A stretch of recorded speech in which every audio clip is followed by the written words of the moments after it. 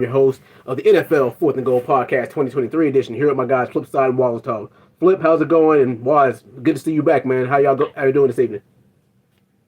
Doing well, man. Good to be back. Good to be back. Yes. Chop it up with y'all. Flip, how's it going? I mean, well, all right. First off, I gotta ask. My just got blown out by Raiders. So you probably spent this whole damn weekend in therapy. Yeah, but y'all I was happy. I needed it. Yeah, I was cool. Flush out the disease known as Staley. Yeah. Exactly.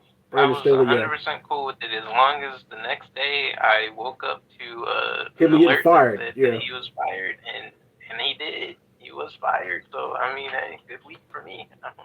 I don't see an issue. Yeah. The great Thanos once said, "A small price to pay for salvation." That salvation should have happened last season.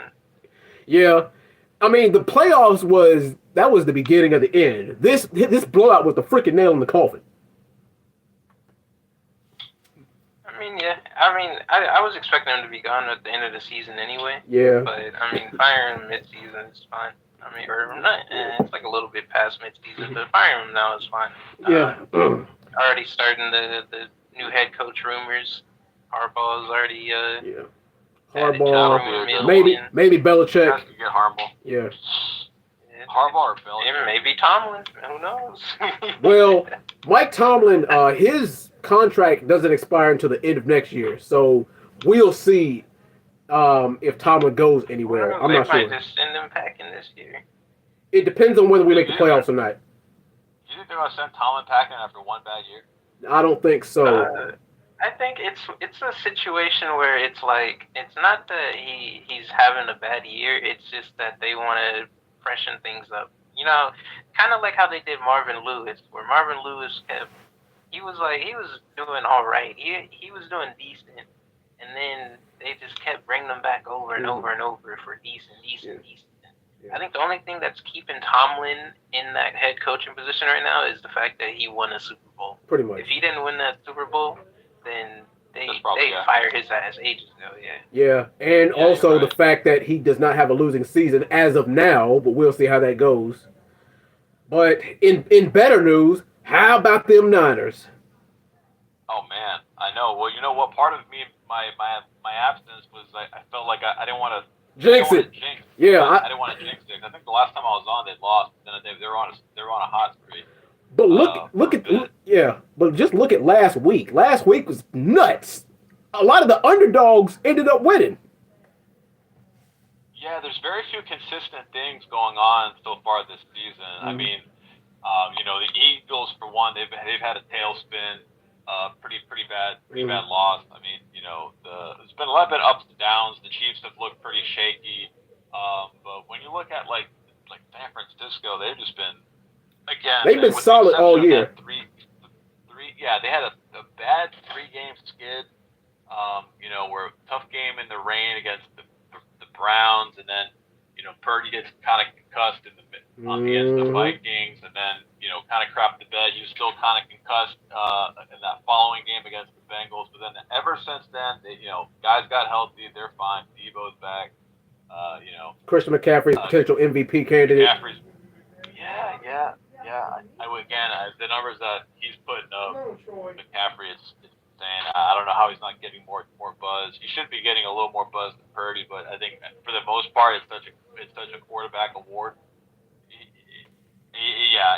Even with the season that McCaffrey's putting up, I think Purdy's like projected like 35 touchdowns, like maybe 9 picks and like 4,600 yards. Mm-hmm. I mean, those are all like franchise records for San Francisco, but it is with him. I mean, I felt like that's like a solid year, pretty good MVP, maybe like a consideration. But we've had obviously I think better quarterback years overall. Mm-hmm. But maybe we've been spoiled on it, but I don't know. I don't think Purdy's going to get the award. That's the thing.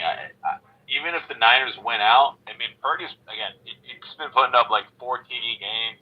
Mm-hmm. Kind of consistently a little bit. So, but I think they're gonna. I think people are just so against Purdy because they think it's just a product of the system and everything, and the weapons. I mean, he has yeah, around. it kind of is. A lot of people say, well, any quarterback could look the way Purdy does if you got pretty much the Avengers as your squad. I mean, come on. Poss- Debo Samuels, Sure, Brandon sure. Ayuk, George Kittle, Christian McCaffrey. Who the hell has that kind of firepower? Not that many teams got that kind of firepower. They have, but with the exception of McCaffrey, who they got last year, they've had essentially the receivers and Kittle for the last like 3 years effectively. And McCaffrey, for the most part, was basically the catalyst for everything because he's such a freaking versatile, lethal Yeah, weapon. he's so dynamic, you know, yeah. receiving and in the backfield. But Kittle, Kittle, Debo, Ayuk, they've been there for three years. And, Yeah. three. So, and this is the best this offense has ever looked. And the defense. Don't even get me started on the defense. Fred Warner, but let's see. Yeah, Dre Greenlaw. If we want to make a comparison for the NFL, the 49ers are basically the Dodgers. Oh God, yeah. They're basically the Dodgers at this point. I don't know how they have all those people on the same roster. I don't know what cap room they have. Yeah, me either. It's insane. Well, basically, we're in the formula where we have a quarterback that's on effectively a rookie contract. You know, he's making $800,000 a year with a roommate. Once he actually gets paid, then the cap's going to go to hell, and the roster's going to go to hell a little bit. Pretty much. I think you guys get rid of him before that, to be honest. You think we get rid of Purdy? Yeah, I think you guys get rid of him and bring in somebody else. I truly think so. No, because I don't think they can bring anyone. I mean, you think they're going to bring in like a vet, you mean like someone? I don't think so. They're more likely to draft somebody than if they get rid of Purdy. There's so many quarterbacks out there right now that could honestly probably play that position. Yeah, but that's the thing. I don't think they'll do as great as Purdy because Purdy is having a hell of a season. But I think Shanahan is under the belief that he can fit any quarterback into his system and be fine. I think he is, but I think Purdy is good though. Purdy is like when I watch him, it's a vast difference because he had like Shanahan made Garoppolo look pretty solid for a few years, and Garoppolo was never had again. Garoppolo played a good portion of the season last year with the same weapon, but the team did not look as good as it had with Purdy. Purdy doesn't make as many mistakes. He makes pretty freaking good throws, and his decision making is instant. He's freaking Chat GPT with the responses for what the defense is giving him. He spits out the correct answers, the correct throws, everything. So yeah, I don't think they want to chance it because they could realistically. I don't think they need to pay Purdy until after next season, so they still have another year that they can get out of Purdy with that contract. Unless Purdy holds out, but I don't even think Purdy's the type to hold out. Nah. He wins the Super Bowl. I don't think he's the type to hold out, but it's the situation right now where he's in MVP conversation. Yeah. I don't think you guys go into next season without him demanding a contract extension. And it's not even probably him demanding it. It's just that if you guys even sniff the Super Bowl, which I'm pretty sure you guys will. Oh yeah, they don't want to. And he's going to be an MVP talk. It would be nonsense for him to not. His agent is going to hound him about asking for a contract extension after this season. Hell yeah. Sure. But it would have to happen. But I think, they could probably get away with not having to pay. They could probably get away with not having to pay him as much as you would, a Josh Allen or Patrick Mahomes. Yeah. I don't think he's going to command $20 million a year. But see, that's the thing is he might take a pay cut. He commands at least 30. I think he's past Daniel Jones. He's probably below the Herberts and the Burrows, but he's definitely a little bit of a notch below them. But he could very well keep his asking price low though. That's the thing. He could very well keep his asking price low because at least $30 million a year. Yeah.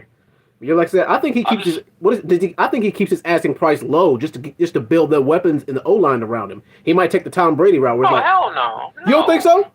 You are tripping. No. Wow. This man he lives in San Francisco on an $800,000 a year contract. This man is asking for money. Well, you are tripping. So right now, I'm looking at the top quarterback. Actually, Daniel Jones is his average. Daniel Jones' average is 40 million. God damn. Sheesh. Dak's 40 million. Yeah, You're right. super Alfred? Yeah, like they have to pay him. He is playing lights out. He's getting Lamar money. That's also the quarterback curse though.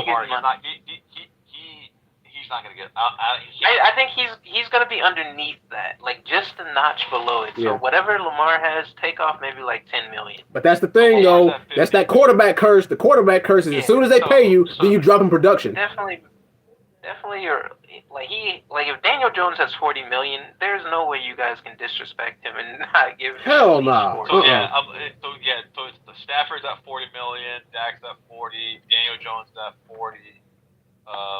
Mahomes surprisingly is at 45. I feel like Mahomes is getting shafted here. His contract's a little outdated now. His is outdated. I think I'm looking at the other contracts, but I think I don't think he gets 40. I mean, it's just a weird thing. That's going to be another topic. Is if he wins the Super Bowl, he's awarded the MVP. What is he actually worth? Yeah. I mean, you said it. You've seen him play.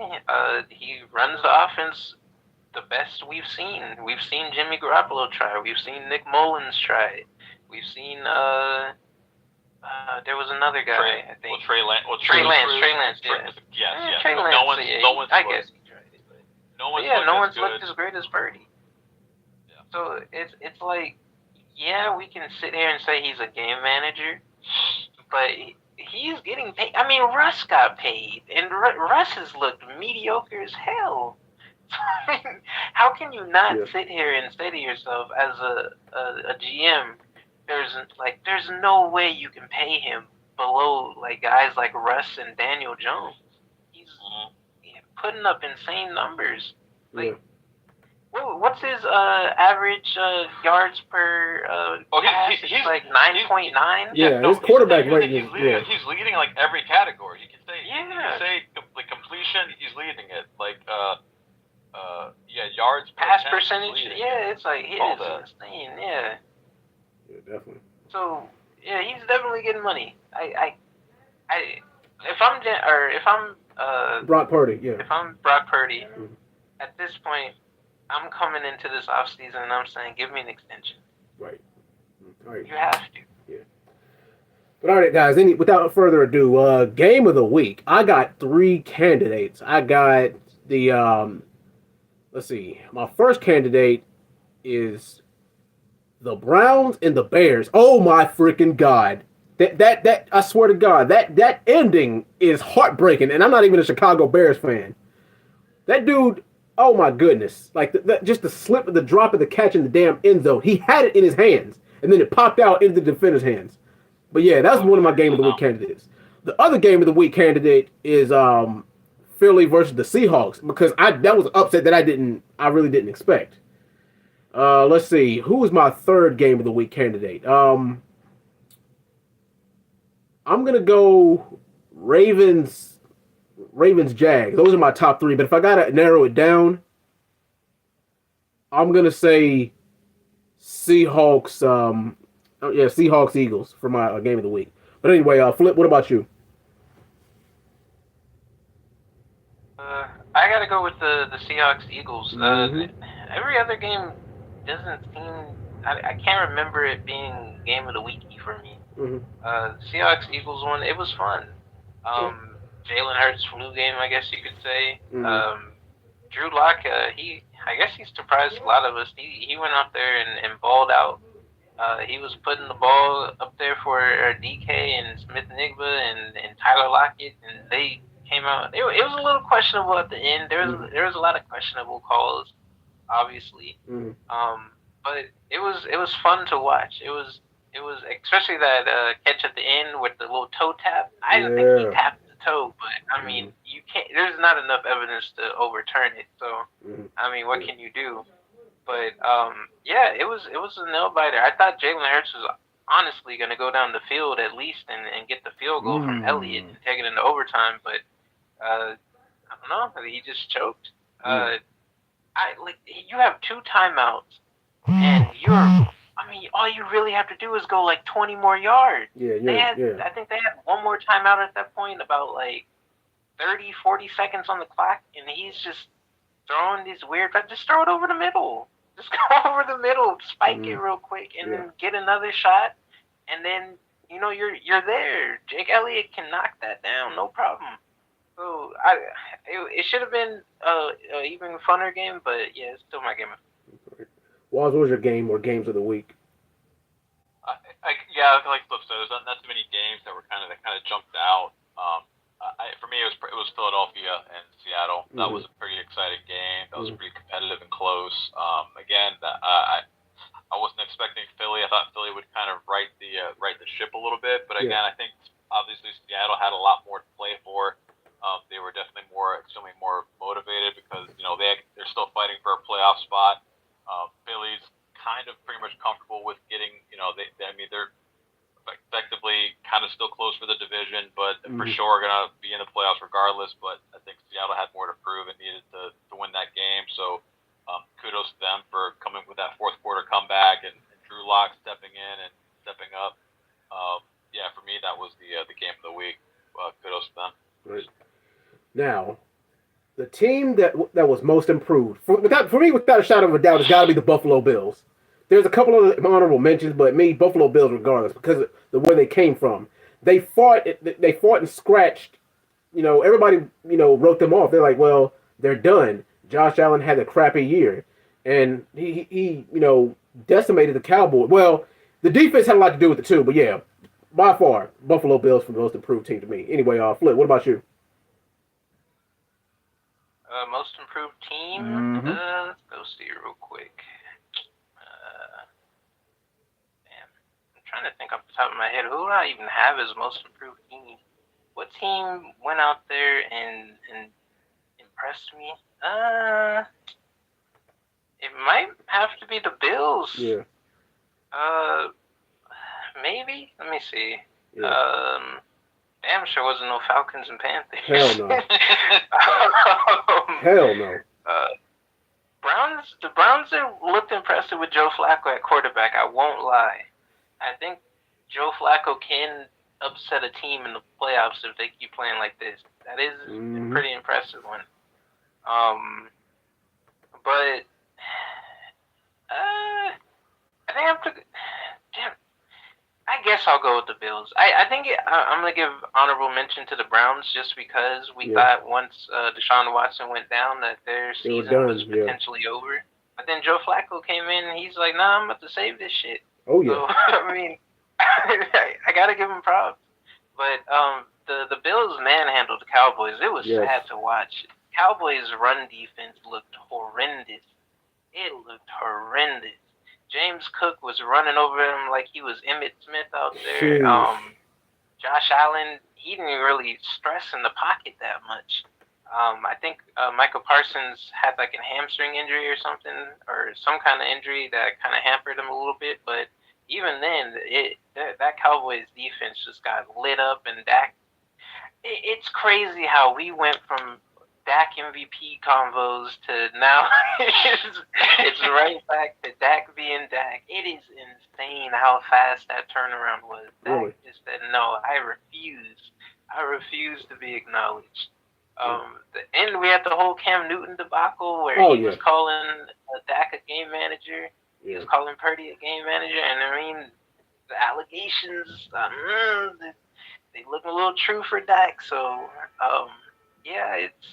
I guess I got to give it to the Bills, man. They came out and they shown that they're still a juggernaut in this league. So yeah, definitely. Give me the Bills. All right, Waz, what was your most improved team for this week? Yeah, we're gonna be in unison on this. I have to say Buffalo as well. It's just their defense. I was not expecting that defense against Dallas. Dallas has been putting up points on teams as of late, but I wasn't expecting that. And then this whole new running dynamic with James Cook, like all of a sudden, it just seems like so recently in the last few games, he's been like a pretty stellar running back. Kind of closer up there with even like McCaffrey in his production. And if this Buffalo's team if this Buffalo team defense can play like this consistently, and then they can get that production out of the running game, then you still have obviously Diggs and Davis, and Josh Allen. This is like a pretty scary team to have to go up against, even with kind of how flip floppy they've been so far this season, but they're pretty, again, it's like a dark horse team that can kind of come out of the AFC that's kind of still up in the air. Yeah. It doesn't seem like any team in the AFC really wants to stand out, with the exception of the Ravens. The Ravens, it's like the Ravens and everyone else, I think. But yeah, no, I have to give it up to Buffalo. That defense showed out against Dallas. Yeah, for sure. Now, for the choke of the week. At first, I wanted to give it to the Bears, but then the Falcons said, hold my beer. So, yeah, I'm definitely giving it to the Atlanta Falcons. Flip, what about you? Wait, you're giving it to the Falcons? Yeah, that was just a terrible game. How the hell? I mean, both teams suck. But how the hell? That's the problem. It was a suck fest. How the hell do you lose to a team that sucks more than you? It was a rain game. Okay. You have to think about it this way. One, it's a rain game. Two, you got two quarterbacks that don't know how to throw the ball. Mm-hmm. So add on to the fact that they already suck at quarterback. Now you got a rain game, and then you got Arthur Smith. For some reason, he don't want to play Bijan. You got Chuba Hubbard and the crew just running all over the Falcons the entire game.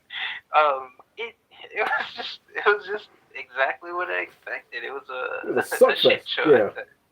So I mean, I can't say choke of the week for either of them. They both suck. They're both prone to choking. God. I will say choke of the week to. I mean, can we honestly not say the Eagles? Oh. Who expected Wow. Who expected a Seahawks team without Geno Smith to go in there and beat the guys who were in the Super Bowl last year? Jalen Hurts is healthy. It's not like they had some other guy at quarterback there. Mm-hmm.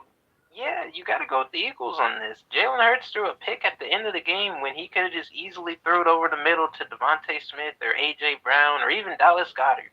Could have just thrown it over the middle, got him the yardage, went up, spiked the ball, probably got another 5-10 yards, and then Jake Elliott kicks it, field goal, and then they go into overtime and probably win the game. But no, instead he throws the wildest pass to the sideline, pick, game over. So, yeah, I got to go with the Eagles. They choked to a Drew Lock-led Seahawks team. I mean, Geno he ain't Aaron Rodgers, but Drew Lock was his backup. So, I mean, hey, choked it. All right, Waz, who's your choke of the week? Yeah, I'll give it to Philly. I mean, they gave up the go-ahead touchdown with less than 30 seconds. Again, just Drew Lock.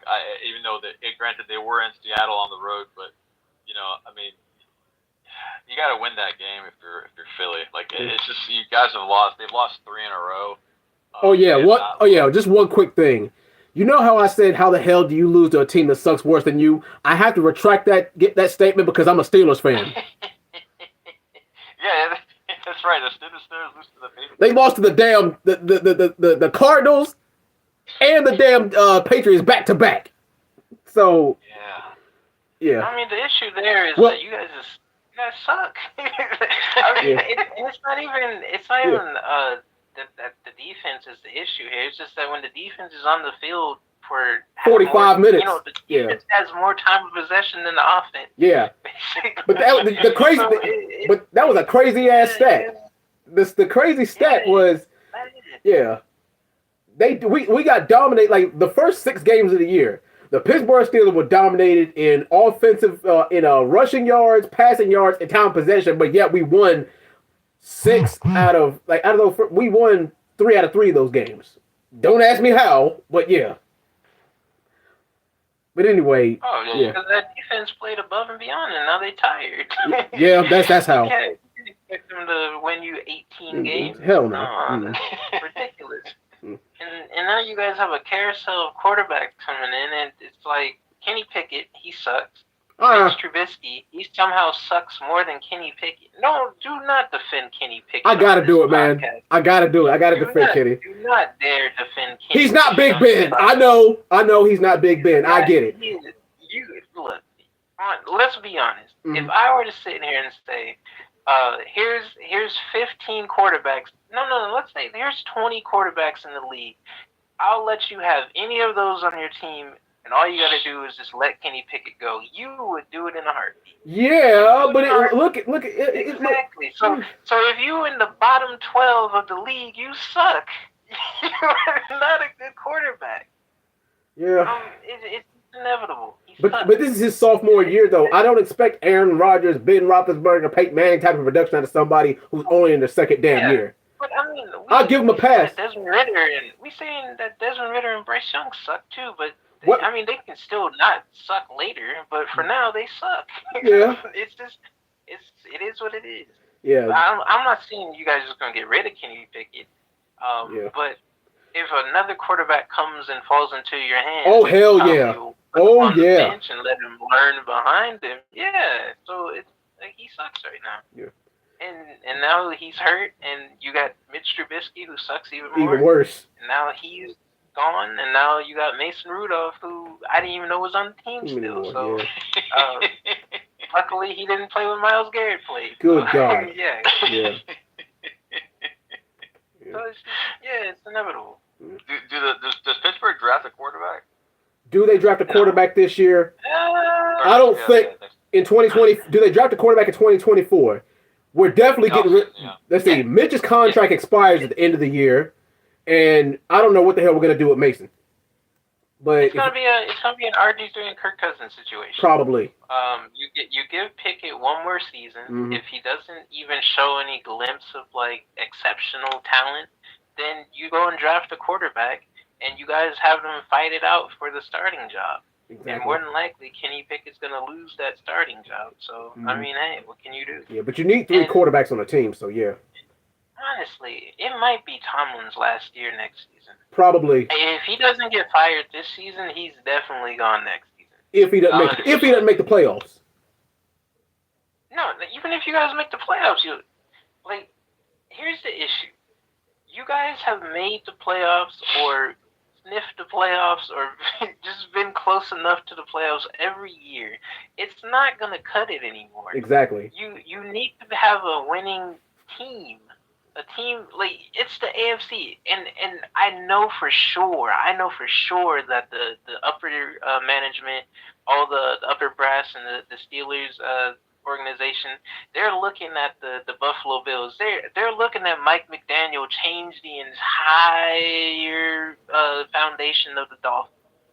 He turned that team from trash to straight gold. Yeah. So when they see that, they're gonna look at Tomlin and say, "Well, I mean, damn, fam, it's not 2010 anymore. Exactly. It's not 2008 anymore. We need some progress here. What's going on?" And he can sit there and point to Kenny Pickett, but I mean, look at Tua. Tua, we thought that he was all right, mediocre, but look at him. He's throwing bombs and killing it. Kenny Pickett's got Deontay Johnson and George Pickens. Everyone says that they're great receivers, but I mean, what's going on? I think it's coaching too, though. I think Tua's in a Bible spot. He's got Tariq, and he's also got Mike McDaniel. With the play calling, so he knows exactly. So, that's I think if Tua was in a Pittsburgh situation, even with some weapons, I don't think it does well. So who do you point the finger at in that situation? Do you point it at Tomlin? Well, we got rid of Matt Canada. It's crazy that we got rid of Matt Canada halfway through the season, and then the first game they were playing like I wouldn't say world beaters, but we played a very, very serviceable game. That was the best game we played all freaking season, to be honest. But here's the issue. You guys come out the next week, and Kenny Pickett is mediocre, and then he gets hurt. And then Mitch Trubisky comes in, and he's ass, And now it's still a question mark of whether Matt Canada was the issue or not. But it's like you come out the next week, and you get 30-13. Yeah. So I mean, you can have Matt Canada be the blame, but it just might be Tomlin at the end of the day. It just might be his philosophy is outdated, just like Bill Belichick.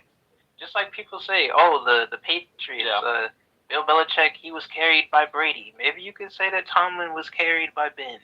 Yeah. So you never know. Yeah. All right, guys. Without further ado, Thursday night football. You got the New Orleans Saints going on the road against the LA Rams. Now, both of these guys are 7-7. These teams both can still make the playoffs, even though I think the Rams have a better chance, especially with the crappy ass division they're in, and they could very well sneak into the playoffs in that last wild card seed too. But I believe that the Saints have a better chance of winning their division than they do that wild card spot. The Rams, they might end up sneaking in there too, but we'll see about that. But overall, I think this might be one of those games where they beat each other up. It could very well be a high-scoring game because the defenses are lackluster on both sides, and both of them have some pretty damn good weapons. But it's all a matter of who you think is the better quarterback. And Stafford is a way better quarterback right now than Derek Carr is. So give me the Rams at home. Let's say 28-21. Flip, who you got? Rams Saints. I'm gonna go with the Rams here. I think the Rams have picked up the pace these last couple of weeks. I think that's because of Cooper Kupp getting healthier. Matt Stafford is actually, he's game managing. He's in game manager mode at this point in his career. And I think as long as he doesn't turn the ball over 30 times a game like he has been, right. This team is good. I mean, the defense is still great. They still have Aaron Donald. They're playing lights out. As long as Matt Stafford can, prevent himself from throwing a pick, which I know he loves to do, this team can go deep in the playoffs. Maybe second round exit, maybe. Mm-hmm. But the Saints aren't really a threat. I think they get Olave back this week, but Derek Carr is still, to me, mediocre. Mm-hmm. They have a lot of weapons that they can still use. The defense is still, a little bit underrated, but at the end of the day, I got to go with the Rams. They got the hot hand. They got a healthy Cooper Kupp. They got a healthy Puka. Kyren Williams is back, and he's been balling out the last couple weeks. What can you really say about this team? The Saints are just they're a little shit show to me, at least. So give me the Rams in this. I'll say 27-20 over the Saints. All right. Wise, Rams Saints. Who you got? I'm with you on that. I like the Rams. Rams to me are actually that offense is pretty deadly. When you have Kupp there in full swing and Kuka and Kyren Williams on the backfield has been pretty solid these last few weeks. Again, I think this is at least a top 10 offense. And potentially you can even consider it even like a top 5. And meanwhile the Saints just aren't a reliable team. Carr's been kind of piss poor. He has not looked great this season whatsoever. Granted, he did have a decent solid game last week against the Giants nonetheless, but I don't think he's going to repeat that against this solid Rams team that can actually put up points and kind of put pressure on the Saints offense. So I think the Rams, even though they don't have much of necessarily a home field advantage, I think they do take it against New Orleans. So give me the Rams to win this game. I'll say 31-20. All right. Next up, oh boy, Saturday Night Football. We got the Pittsburgh Steelers at home against the Cincinnati Bengals. The Cincinnati Bengals, despite not having Joe Burrow, they have looked pretty good. And oh my Lord, T. Higgins is a freaking animal, and so is Jamar Chase. And the thing is, our secondary is so hot garbage dump juice right now. I don't know if we have an answer for them to be able to. And the thing is, they can just throw deep on us, and then we can't even stop them. And not to mention, our running game was pretty shaky last week too. And we're starting Mason. We're starting Mason. And the thing is, to make matters even worse, is Deontay Johnson's complaining, George Pickens is complaining, and Najee Harris's production is slipping. We still got Jalen Warren and we still got Freiermuth, but those two guys cannot carry the team for us. The Steelers' defense, our linebackers are great, but as Flip alluded to earlier, you can't have a defense on the field for 45 minutes and then have the offense on the field for 15 minutes because they're going to get tired, and you can't have that. Mike Tomlin better cook up something special, otherwise it's going to be the same formula as it's been for the last couple of weeks. But give me the Cincinnati Bengals over the Pittsburgh Steelers, 27-13. Flip, who you got? Steelers, Bengals. Oh, I mean, yeah, this is the Bengals. I mean, Joe Burrow he's out, but Jake Browning has come out and he's been balling. No Jamar Chase this week, but I'm not gonna lie, I don't think they need it. Yeah. T. Higgins, like I said, T. Higgins is an animal. Yeah. Yeah, I mean, T. Higgins is still good. Tyler Boyd is still good. You still got Joe Mixon. The defense is good enough to stop you guys at least. Yeah. So, I mean, no offense to the Steelers' offense, but it's gonna be the thing that kills this team this week as well. So, I don't see Mason Rudolph having the luck that all the other backup quarterbacks have had this season. Mm-hmm. Yeah, like I would be choosing you guys if you had a quarterback. Yeah. And you guys don't. So I have like. Yeah, you always say the quarterback is the most important player on the field. So why don't you have the most important player on the field right now, guys? Yeah, I gotta go with you guys losing again. Mm-hmm. Give me the Bengals in this. I'll say 23-13 over the Steelers. All right. Wise. Bengals Steelers. Who you got? Yeah, I think I like the Bengals in this game. Again, I agree with y'all again. I think this is a pretty low scoring game. Mm-hmm. Surprisingly, again, like a lot of times these AFC North games can be like that. I don't. Again, I'm kind of curious if you would you take would you take Jake Browning over any quarterback on the Pittsburgh right now? Probably, with the way he's looking right now, probably. Yeah,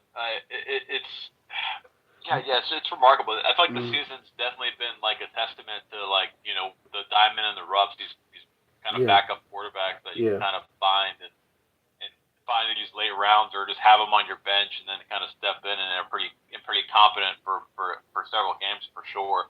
But yeah, I don't like Pittsburgh's chances with Mason and with Mason starting.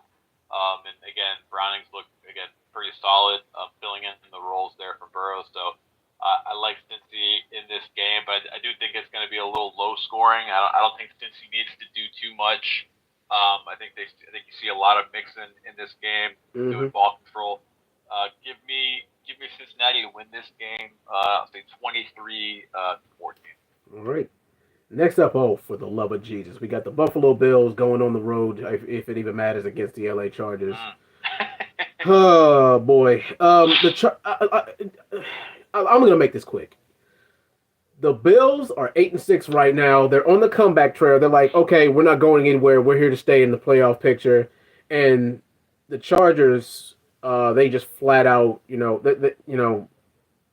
showed some promise earlier on in the season, but they just completely pissed the bed lately. And them getting blown out by the team that's nowhere near even as good as the Buffalo Bills should be an open and shut case. Josh Allen is looking like his old self again, and I don't care. You can put any quarterback behind that Chargers O-line. They're going to get obliterated 9 times out of 10, especially because the Bills defense is starting to wake up again. But yeah, open and shut case. Give me the Bills 31-17. Flip, who you got? Bills, Chargers. Oh, this is a trap game. This is the game where we see the new interim head coach get his only win of the season. This is the game where we see the Bills play down to their competition once again. I wouldn't doubt that. This is a game where we see the defense for the Chargers actually show up because the defensive genius is gone. Yeah. They have nothing to lose. So yeah. And they have nothing to lose. Yeah. This might be a trap game. Yeah. I'm still going with the Bills. Yeah. But I think it's not going to be a representation or not a representation, but we're not going to see a replication of last week. Mm-hmm. No, definitely not. Yeah, we're gonna see probably a Jets Bills kind of situation in Week 1, I Oh yeah. assume. Mm-hmm. But I think the Bills pull it off this time. So give me the Bills in this. I'm gonna say 23-17 over the Chargers. All right. Why? So you got Chargers Bills. Yeah, I like the Bills in this game. I do like the fact that Flip did bring up this could be a potential trap game. As Yeah. it is, you do have to keep in mind that those first games where the interim coach steps in and after the coach has been fired, a lot of the times the team gets galvanized and motivated and rallies behind the interim coach, gets a kind of an emotional win. Um, but after such a big loss on prime time. Mm-hmm. I am kind of curious to see how the Los Angeles Chargers bounce back from it. I don't know. I'm just saying. We saw Aiden O'Connell, light him up the week prior. It's just kind of hard not to imagine that Josh Allen couldn't do the same thing. But I mean, maybe if this offense could be a little bit untethered, I don't know how untethered they can look with stick back there versus Herbert. But yeah, I think again, Chargers don't have much more to play for at this point. If this fire their coach, maybe they're going to see what, they're going to try to rally, maybe try to look solid the rest of the season. But I think it's going to be all for naught. I think Buffalo at this point, they're getting in a groove. James Cook is literally cooking back there in the backfield. Yeah, give me Buffalo to win this game. It won't be as big of a blowout, but I think I can see them winning by double digits. Mm-hmm. Give me Buffalo to win this game. I'll say 31-17. All right. Next up, we got the Indianapolis Colts going on the road like it matters against the Atlanta Falcons. Now, the crazy thing is the Falcons can lose this game and still be in playoff contention. But Indy's looking pretty damn good right now. I mean, they might not have their star running back, but Gardner Minshew is serviceable. And the thing is, even their running game is top notch. Atlanta, they have the worst freaking luck at having a lead. Well, never mind. The second worst luck at having a lead and falling apart. The first team is obviously charged with that. Having a lead and falling apart. I mean, I think it's been said before, but the Chargers are pretty much the AFC's Falcons. But anywho, and the thing is, I don't even know why the hell they don't use Bijan and utilize him more, because that was working earlier on in the season. I don't know what the hell the deal is with that. And with Atlanta's defense, their defense can get shredded with the way they've been playing. I don't know what the hell's up with them either. But for me, go ahead and give me the Colts in this game. Let's say 28-13 over the Falcons. I sure would like Indy to lose this game because it would help our playoff chances. But hey, you can't have everything, can you? Anyway, Flip, who you got? Falcons, Colts.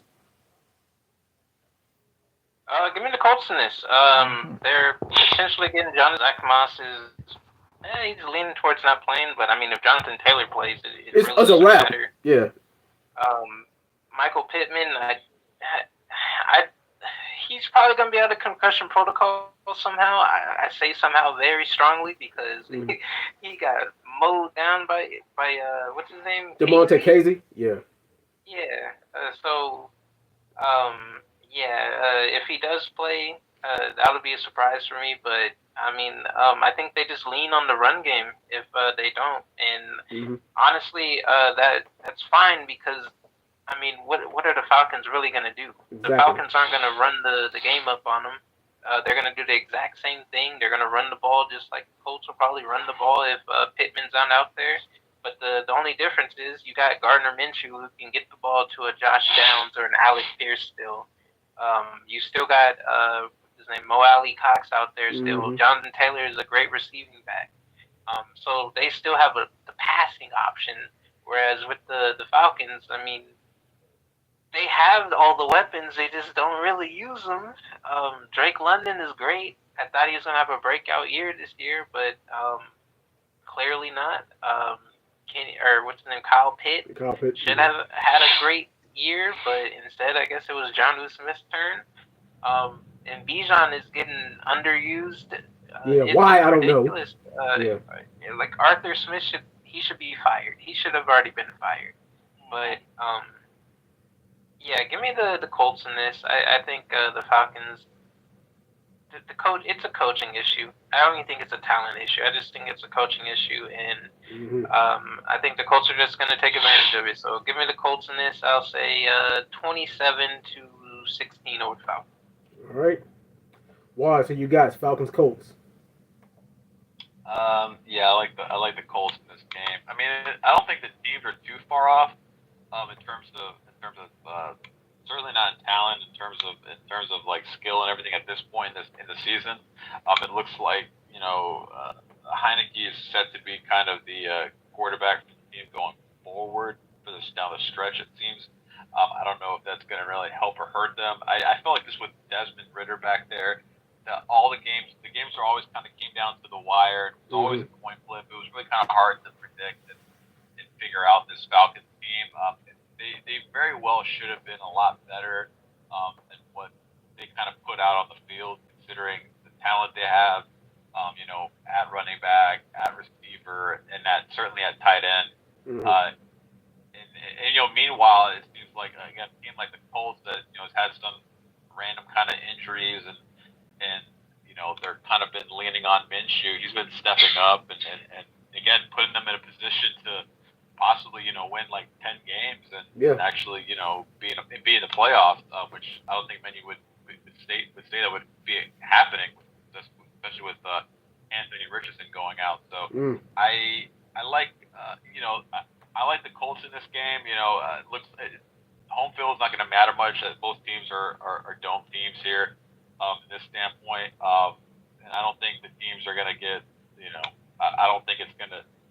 Atlanta might put up, a decent showing in terms of the crowd, but I don't think it'll affect the Colts too much. I don't trust Atlanta. I like Indy's a little bit more consistent. Give me Indianapolis to win this. I will say 24-21. I think it'll be another nail biter, but I Yeah. think Atlanta falls short. Yeah. All right. Next up, I can make this one short and sweet as well. You got the Green Bay Packers who lost last week against the Carolina Panthers who won last week. Panthers, Packers. Blah. That's a tongue twister. I think that the Packers just had the benefit of bad luck last week because for some strange, odd, or unknown reason, Tampa Bay Bucks are hanging around. I mean, I don't know if that's just Baker just playing the way he is, or that's just a team just having bad luck against them. But hey, the Bucks are hanging around.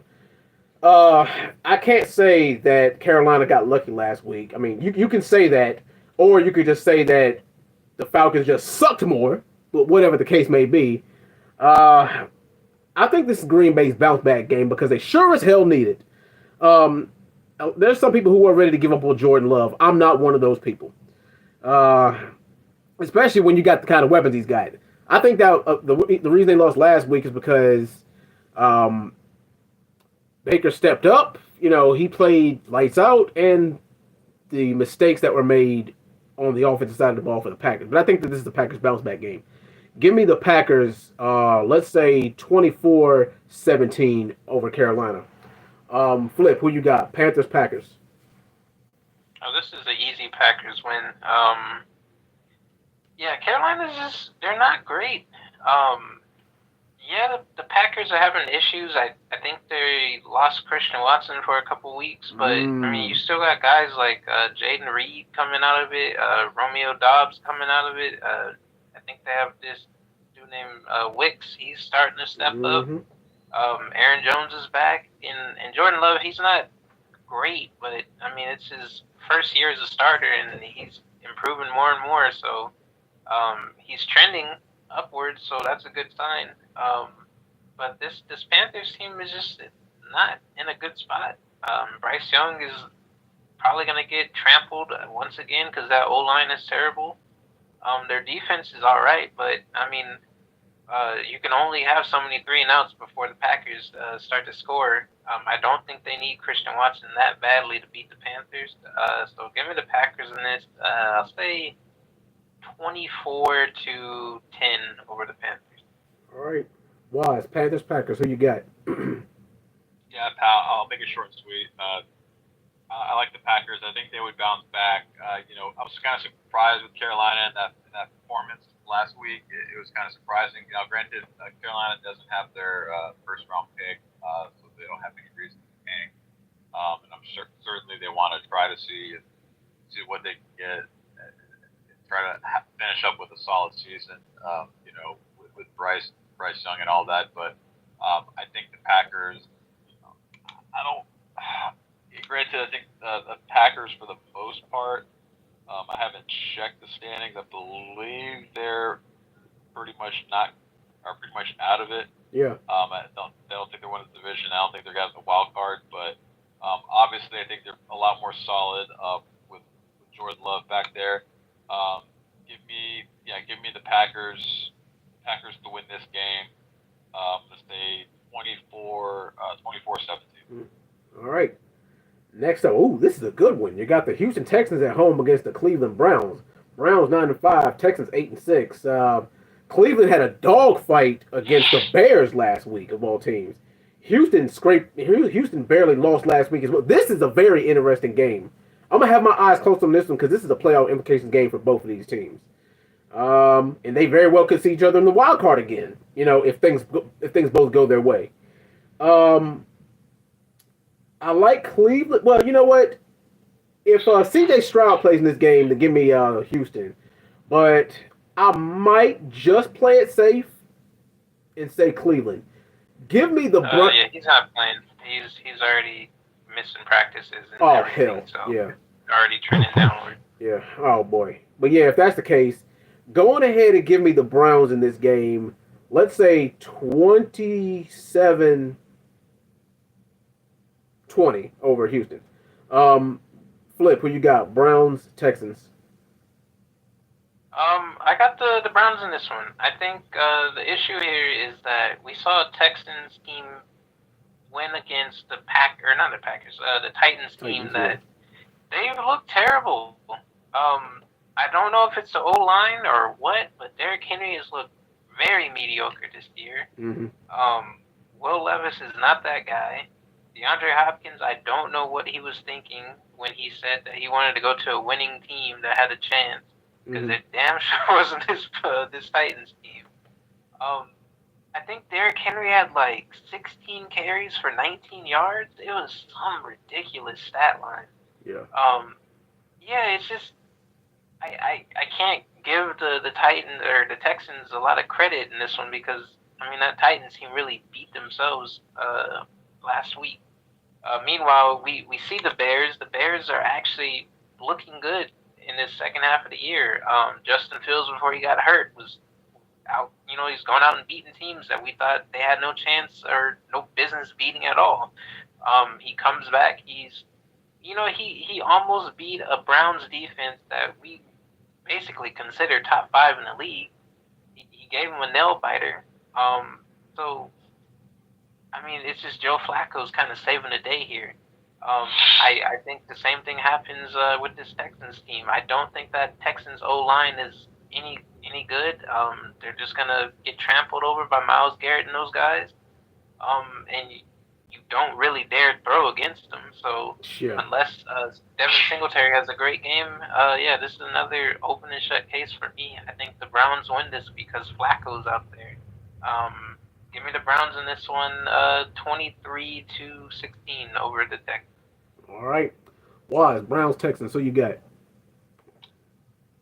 I'm kind of up in the air with this one. The Texans have put together a hell of a season. Browns again have kind of staying alive and then actually playing pretty solid with Flacco back there. Flacco's kind of been revitalized, and again the Browns defense again solid. I'm a little bit torn. Houston's at home. If Stroud is somewhat decent, somewhat healthy, and I like Houston's chances in this. Houston's kind of fell off a little bit. They were kind of a pretty dark horse team during a mid part of the season, but they've had a couple losses. 2 out of the last 4 weeks. But I think they didn't look too great against the Titans. Now they're playing even better team against Cleveland. Yeah. They are at home. Um, I think they can win, but do they win? I don't. That's just that part of me is like I don't know if I mean if Flacco can pull it off and beat this team, it's going to be pretty remarkable. It could be in the running for comeback player of the year at that point. Um, yeah, I'm going to have to go. Saying yeah, Stroud's still in Yeah, concussion Stroud's good. protocol. And Yeah. Stroud's for sure not playing. I will go with Cleveland. I'm gonna have to go down on that contingency here. Stroud does not play in this game. I won't give the Texans the chance. I think Cleveland wins. I think their defense is good enough. Flacco obviously has shown that he's confident enough to lead this team to some wins. So um, I guess I'll go Cleveland now. I'm going to say Cleveland wins this game 20 to 17. All right. Next up, NFC North matchup, we got the Minnesota Vikings at home against the Detroit Lions. Now, as good as now they've more or less already clinched a playoff spot, but they've been looking just a little bit shaky lately. I mean, Jared Goff can work his magic when he needs to, and the thing is, he's got some flyers at the receiving core. It's just that defense is that's questionable lately. And the Vikings, they need this game a hell of a lot more. 7-7. This game could all but knock them out of the playoff pictures if they lose this game. And the thing is, their quarterback situation is a little bit iffy. Like I said, I actually had them winning the North this year, believe it or not. But with the way they're looking now, I really doubt they even have a playoff spot. I mean, this is a home game, and it could very well be a trap game. But like I said, with Detroit looking shaky, I think this is a game where Detroit regains their footing and cements a playoff spot. So going ahead and giving the Lions in this game, let's say I have a close one, 28-24. Flip, who you got? Lions, Vikings.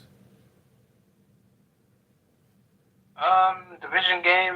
Mhm. The Vikings. I don't think they're that great right now. With they don't even have a quarterback right now. Yeah, they don't really I have one. know. Yeah. Nick Mullins. Yeah, that's what it was. Oh, jeez. Nick Mullins ain't that great. Justin Jefferson is gonna be Justin Jefferson Of regardless course. of that. But this Lions team is just they're healthy and they're good to go. I mean, I guess we can say they shouldn't lose to the Vikings, but They shouldn't, lost to the but- Packers. Yeah. The Bears one I wasn't too surprised about because the Bears they've kind of turned up the heat in the second half of the season, so I'm not surprised that they snuck one against the Lions. I mean, in my head, I just don't see how they should lose to the Vikings. But I mean, Jared Goff, he's managed to throw them out of games, and I think as long as they kind of stick to the run game, maybe they win this. But then you got the emergence of guys like Tyson Chandler or Ty Chandler. Mhm. He's been running all over teams the last couple of weeks. Justin Jefferson is back. As long as Nick Mullins doesn't throw him a hospital ball, I mean, they still have a fighting chance in this game. I mean, Mhm. Jordan Addison's looked good. TJ Hawkinson still looks good. Yeah, this might be a close one. Mhm. I'm going to lean to the Lions still just because I think they are the more complete team right now. But, I mean, this could be a Vikings. Yeah, that's what I'm. kind of Yeah. situation. Mhm. But, yeah, I'll give it 23-20 Lions in this. All right, Waz, who you got? Lions, Vikings. Yeah, I like the Lions in this, even though they're on the road. But again, it's a dome game situation. I don't think it's going to be too far out of their element. They look really, really solid. The week prior, beating Denver down, that offense looked pretty good. Minnesota, to me, has not. Again, they've kind of been up and down. They had something with Dobbs. Now then they didn't. Mullins again, albeit had a solid showing against Cincy, but I think it's going to be potentially a different animal coming up against Detroit.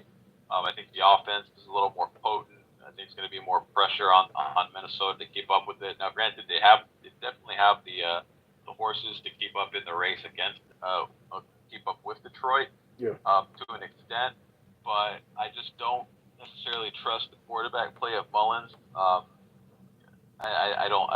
just don't. I'll have to give the edge, obviously, to Goff and the Lions. I think Detroit needs to kind of. Detroit early on in the season was looking like a potential NFC favorite and contender, but that seems like a long time ago now. I think they're gonna. I think they want to maybe reassert themselves as a threat to the Niners in the NFC. Um, so yeah, I think they're going to need to finish the season strong. I think they're gonna look at this as definitely a winnable game against Minnesota. Hmm. They want to go ahead and just get this division clinched and out of the way. Yeah, give me Detroit. Detroit to win this game. I'm going to say 31 to 20. All right. Next up, we have a tank bowl. We got the Washington Commanders going up against the New York Jets. I like Sam Howell, I really do, but he just doesn't have a lot to work with. And let's be real, Ron Rivera is gone after this year. Um, the Jets got blown out last week, so this game might be a close game just based off the fact that. And the thing is, at this point, Washington kind of does look better than the New York Jets do because look at all the dogfights they've been in, and they just haven't had a lot to work with. That's the problem. I mean, you get Sam Howell a better quarterback. You get Sam Howell a better coach next year, and you get him an O line that protects him. Then you're in business because look. I mean, the thing is, look at his receivers. Look at his receiver in his tight end, and also if you get him a decent running back too. But they're all right in the run game. The Jets were just flat out pathetic last week. They are, and they need to do something with their quarterback situation as well. But they got Aaron Rodgers, but and why the hell they decided to activate him, I will never know. But hey, I don't get paid to make these decisions. The big wigs the big wigs do. But anyway, something tells me that the Jets are going to win this game. But I'm gonna be bold and say I'm gonna give it to Washington. Give me the Commanders over the Jets. Let's say 23-17. Flip, who you got? Jets, Commanders. I I think Zach Wilson's not playing, right? I don't think I think he is so. either. So Yeah, and Aaron Rodgers isn't playing. He's he's already definitely basically not playing. Yeah, confirmed he's coming back next year. yeah, Um, but I see the reason why they activated him. It was just just in case kind of situation if they were still in the playoffs. yeah. They're not. But they're not. But yeah, They got so now eliminated. they're Yeah, out. yeah, yeah. They got eliminated last week. Yeah, so he's basically gonna go and sit for the rest of the year. But I don't know who they're gonna play at quarterback. But the Commanders are kind of falling off. Sam Mhm. Howell, I mean, he's put up great stats, but it's good stats in a losing effort. You Yeah, could kind of say that he's stat padding at this point. yeah. He is. in this, but um, their offense it looks good, but it's continue to lose. And this Jets defense it's a challenge. It's a challenge for a lot of guys, and Sam Howell will be no different. Um, do I think they have a chance at winning this? Yes, because the Jets' offense has looked horrendous lately. Outside of that one game with Zach Wilson throwing 300 yards, but um, he's not playing. So it's hard to sit here and say the Jets are gonna win this, but I think that defense they ride the defense, and Brees Hall and them get the job done. It's I just see this being low scoring. Hmm. So giving the Jets in this, I'll say 16-13 over the Commanders. All righty. Waz, who you got? Commanders, Jets. Yeah, this is a crap game. I Yeah, mean, the Jets realistically, I mean, the Commanders can't really stop an offense, and the Jets can't really score. yeah. So it's kind of interesting to see what's gonna kind of happen here at this point. Jets are at home. Um, Commanders have lost their five straight last games. I'm kind of scanning through right now. Again, the Jets had that one rare great game from Zach Wilson against Houston, and then it's just nothing now. I don't trust this Jets team whatsoever. But Washington, again, like I said, How's putting up decent numbers against this team, and maybe that's what I'm going to kind of lean on towards. I'm not sure who I'd give the coaching edge to at this point. I'll give the quarterback edge to the Commanders. From there, running back against New York, receiving core, maybe slightly New York, but yeah, no, I think for some reason I'm leaning towards the Commanders in this game. Mm-hmm. I think it's going to be low scoring. I think either team could possibly win this game, but I don't know. I'm leaning Washington for some reason, so I'm gonna go with them. Give me Washington to win this game. I'm gonna say 14-7. Alrighty. Next up, you got the Seattle Seahawks going on the road against the Tennessee Titans. The Titans, they've fallen off completely this year. They just fell off the face of the earth. They're not really playing for anything right now, so I don't see what difference it makes. Seattle, however, still has a ton to play for. Things could get really interesting in the NFC if they win out, which they very well could consider the next 3 games.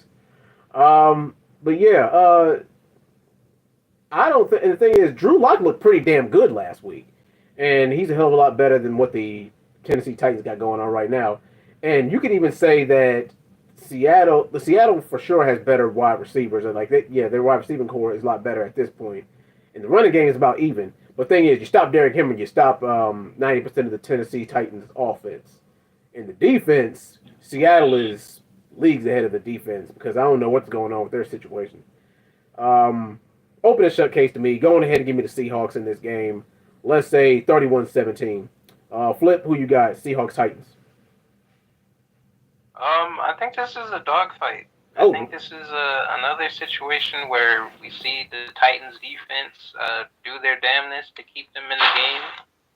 Just as we see the Seahawks stack the box against Derrick Henry. It's just gonna be a running. It's gonna be a running show. I think Drew Lock did have a good game. I can see a little bit of regression from the past week. I think the Eagles' secondary is a little fraudulent, in my opinion.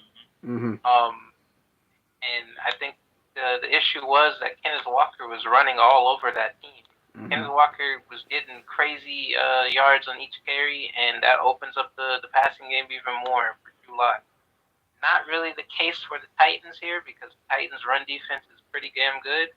I think it's just a game where Pete Carroll and Vrabel just send out their running backs and they play smash mouth football and they go letting them run up run up the middle over and over and over.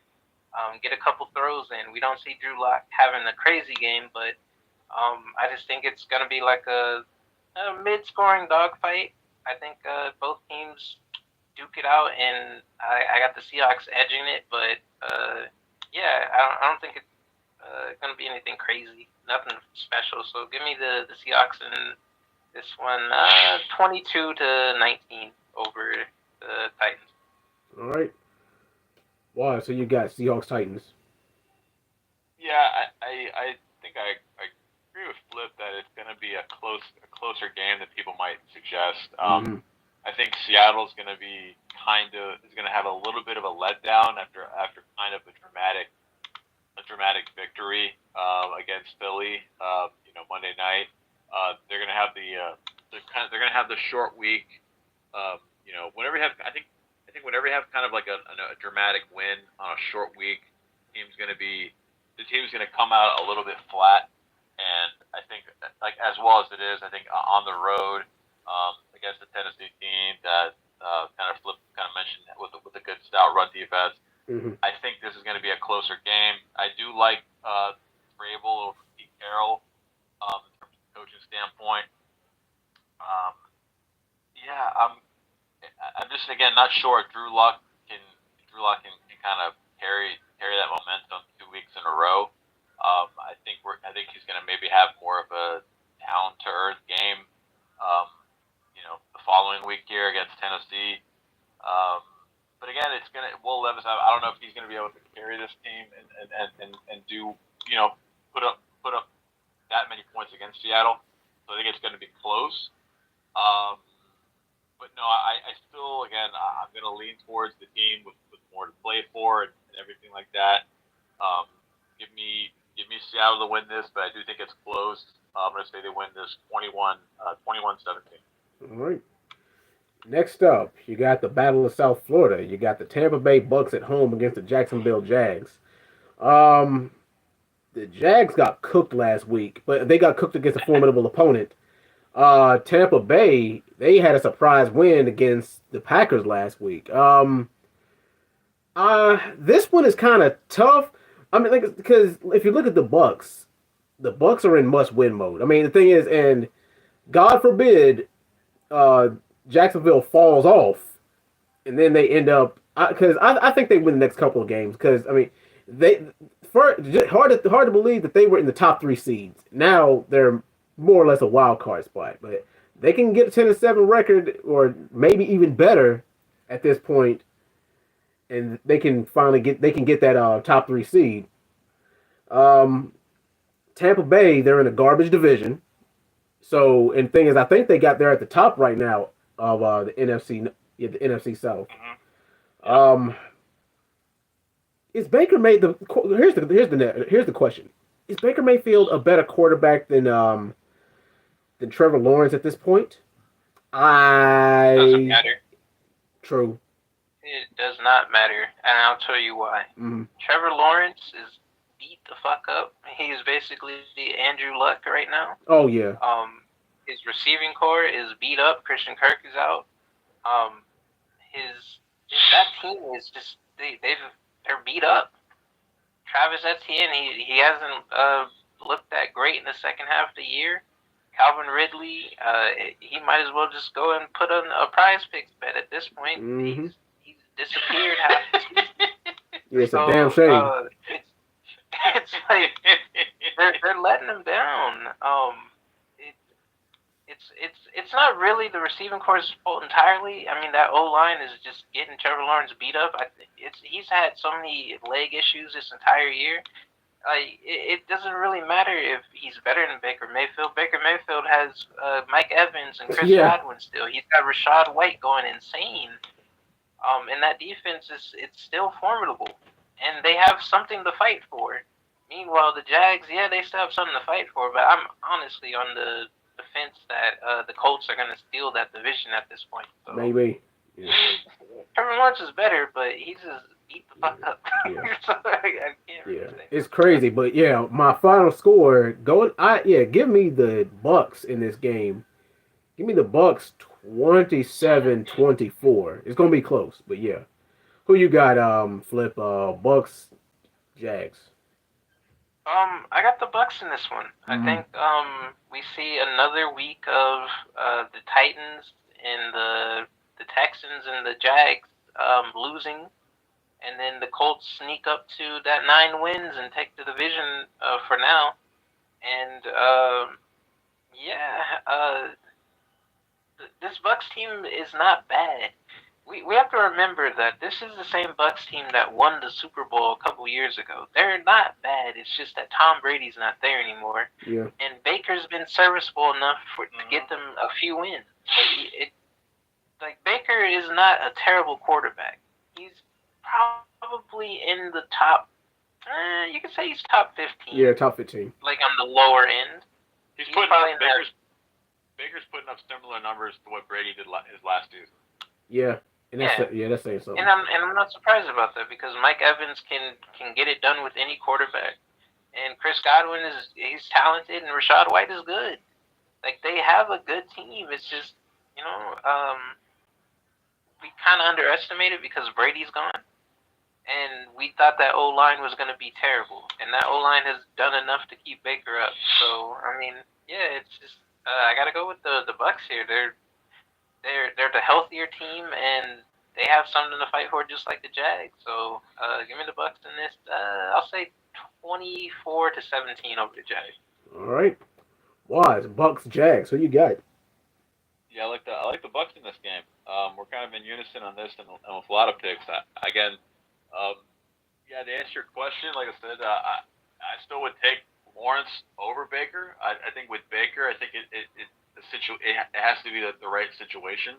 But granted, obviously Lawrence didn't have a good situation coming in with Urban Meyer, but he needed obviously kind of a coaching change and everything like that. But obviously, it's just a weird scenario with Baker because it felt like Mhm. he was for the last like year and a half prior to this season, he was almost effectively out of the league. Yeah. Um, he kind of got a little bit of a second wind with the Rams. After leaving Carolina, he came in and won that game for the Rams on that like Thursday night game. He drove 90 plus yards and they won that game. And I wasn't sure what the Bucs were gonna get out of him this season, but by all accounts, the players for Tampa seem to like him. He seems to be a good locker room guy, a good leader. And that's a lot of times that's half the battle for these quarterbacks, being able to get the team kind of to rally around you. And he's got talent, so um, in that standpoint, I still though I think I like more of the upside when it comes to Trevor, but he is kind of battling injuries right now. This Jags organization historically is again is not run the best. It makes a lot of piss poor decisions. But I will defer. I think Tampa has looked pretty solid. I think Baker is continuing to make an argument for winning comeback player of the year with the season he's been putting on. Um, but yeah, I like them. I like them to win this game, even at home. Give me Tampa to win this game. 24. I'm gonna say 24-14. All right. Next up, we got the Arizona Cardinals going on the road against the Chicago Bears. The Chicago Bears put on a hell of a show last week, and I know this is it's too late in the season. It's too late in the season for me to be saying this about a team that's 3-11. It seems like that Arizona is still figuring things out.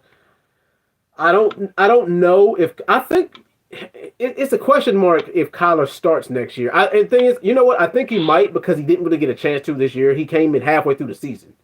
So yeah, I think they might actually have better luck next year. I mean, I couldn't tell you if they have an above 500 record, but they'll probably have a better luck record this year. I mean, they'll have a better record next year than they will this year. But yeah, even though the Bears are 5-9 right now, they're still they're still in the thick of things as far as figuring things out. I mean, they've been in some dogfights this year. They really have, and I think they have another dogfight, but I think they come out on top of this one. So going ahead and give me the Bears. Let's say 23-20. Flip, who you got? Bears, Cardinals. Yeah, I got the Bears in this one. I think I want to say they're the better team.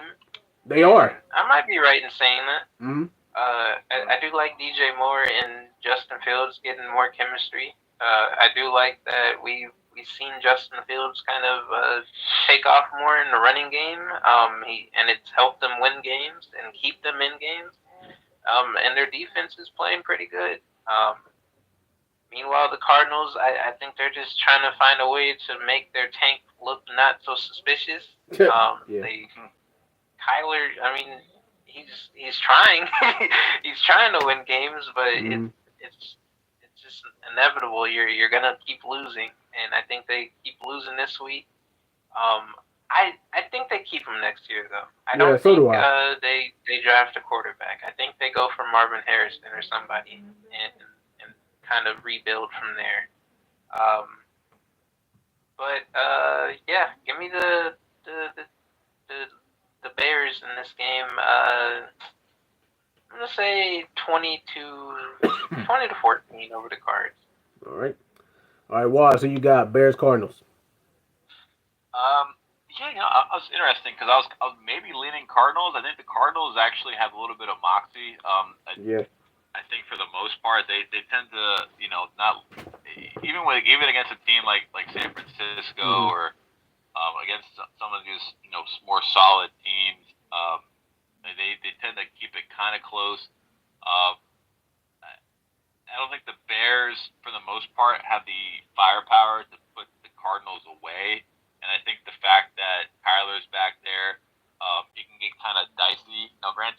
Chicago can for sure game plan for a mobile quarterback like Kyler, which Mm-hmm. obviously Fields back there on the scout team. But I think they could kind of hang around. Even though they're on the road, I don't trust the Chicago's team to kind of put them away. Mm-hmm. I think Justin Fields is on notice with these last few games. Bears are going to have a few picks there, the first five picks Mm-hmm. in the first round, and they could very well easily decide to go with the quarterback and then give Fields his walking papers. But again, that being said, I you know what, I'm going to actually go ahead with the upset here. For some reason, I think Arizona can pull this one out. Give me Arizona to win this game. I'll say 20-17. All right.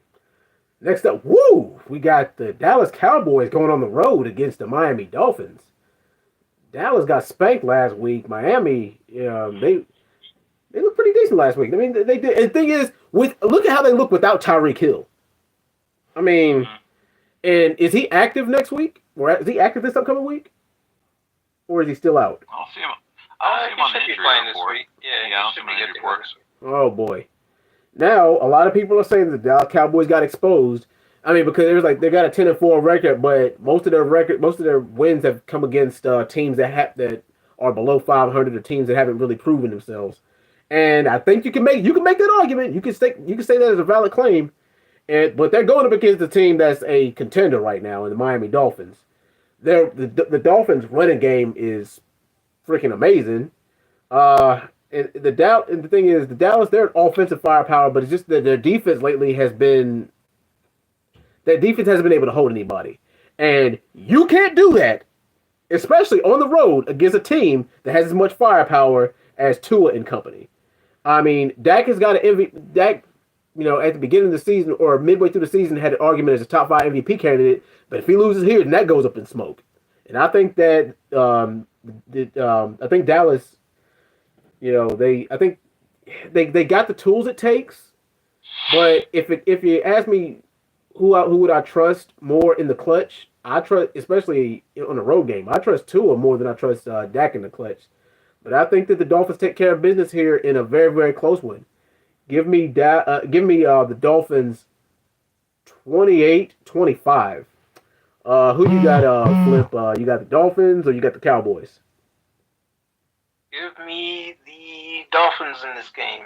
I think that they just replicate what the Bills did. Mm-hmm. You can't stack the box against Tyreek Hill and Jalen Waddle. It's impossible. It's foolish, especially when you have what's his name, Trayvon Diggs out. Yeah. You are not putting a backup corner on Jalen Waddle or Tyreek Hill. DeRon Bland is not guarding Tyreek Hill one-on-one. He's not. No. I know he's getting all these pick sixes, but hell no. You don't do that. You have to, put your defense. You have to keep an eye on Tyreek Hill the entire game, and that opens up the run game for these speedy guys like Mostert and Achane.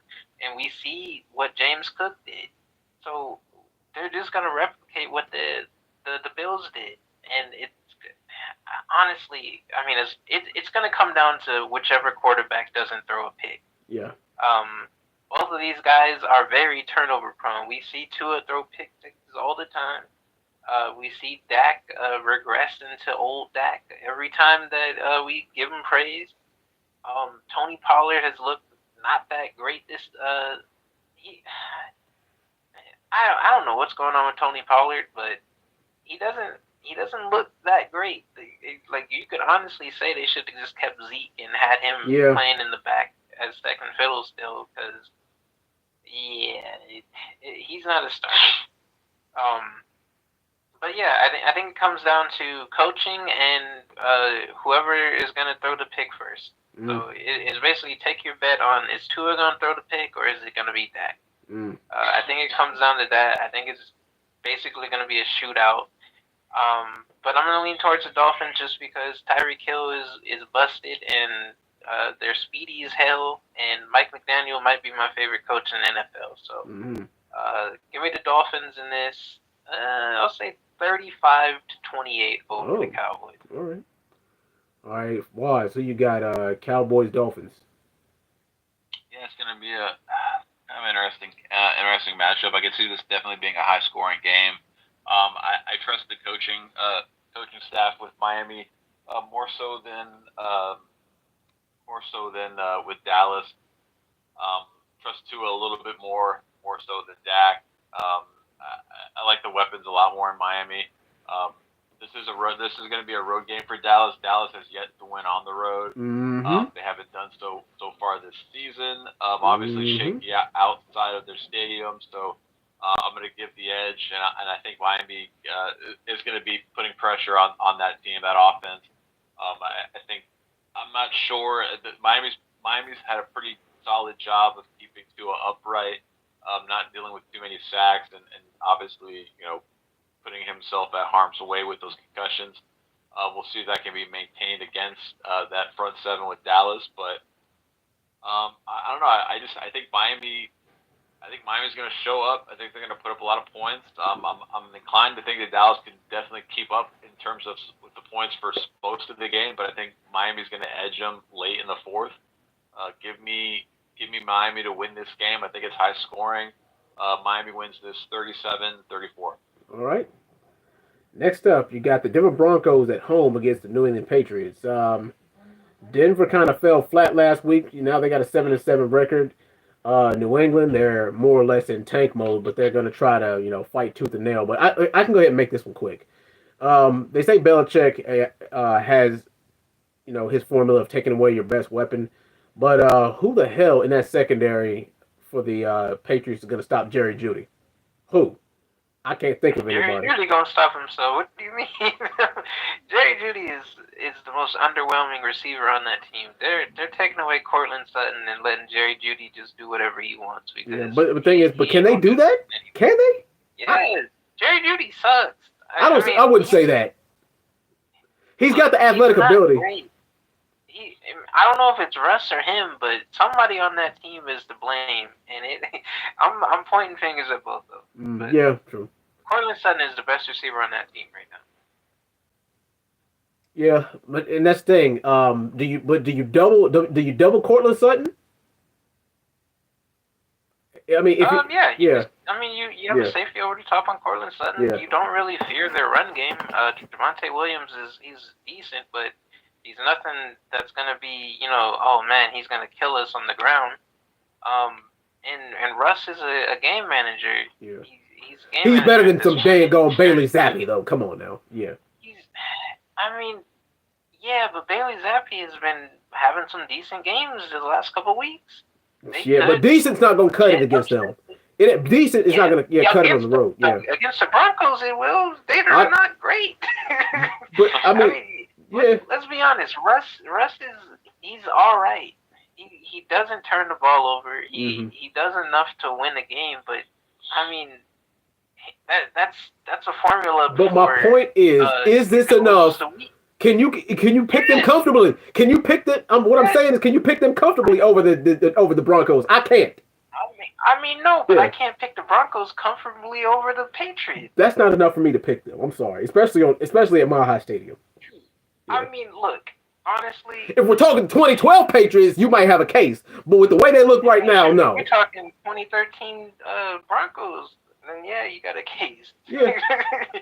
But it's a matter of, this is a game that could be won by either team, in my opinion. Bailey Zappi, he's had a decent run the last couple of weeks. Zeke has looked great. They've managed to utilize Zeke in a way that they're looking good. Hunter Henry has looked phenomenal the last couple of weeks. Mm. You've got they've got another receiver that, I don't know how Bill Belichick does it, but he always has some random receiver come out of nowhere and he's having a decent time. So their defense is still good. Bill Belichick is a defensive-minded coach. He can stop that Broncos offense, and they have a chance to drive down the field and actually upset this Broncos team. But I'm honestly, I might go with the Patriots. Wow. So, yeah, we'll see. Yeah. I'll give you my idea Yeah. in a couple minutes. All right. But yeah, just to finish. Matter of fact, yeah, going ahead and give me the Broncos in this game at Mile High. This is a primetime game too. Yeah, give me the Broncos on Christmas Eve. Uh, let's say 24-14. Flip, who you got?